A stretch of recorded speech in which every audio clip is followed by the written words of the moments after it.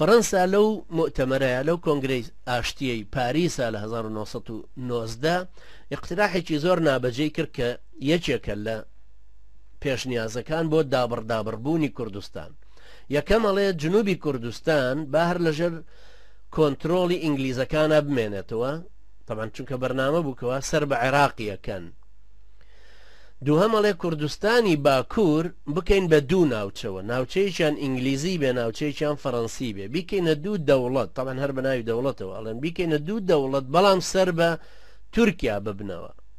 ئینگلیزەکانیش ئەمەیان پێخۆش نەبوو، چونکە نیانەویست کوردەکان بە هیچ کلۆجێک بێنەوە ژێر ڕکێفی تورکەکان، بۆ ئەوەی نفوزێکی گەورەیە. کوردەکان ئەهلی جەنگن، جەنگاوەرن، دینیشن، ئاسان دێنەوە بە ناوی دینەکەوە کۆ ئەبنەوە جارێکی تر لەگەڵ تورکەکانە ئەبنەوە بەیەک. ئەمانش بۆ ئەو هاتون ئەو ئومەتەی لەسەر ئەساسی ئیسلام یەکی گرتووە دابڕدابڕیکەن بەهۆی ئەمە نەتەوایەتی و ناوچەگەرێتی و قەبیلە و ئەو جۆرەشتانەوە.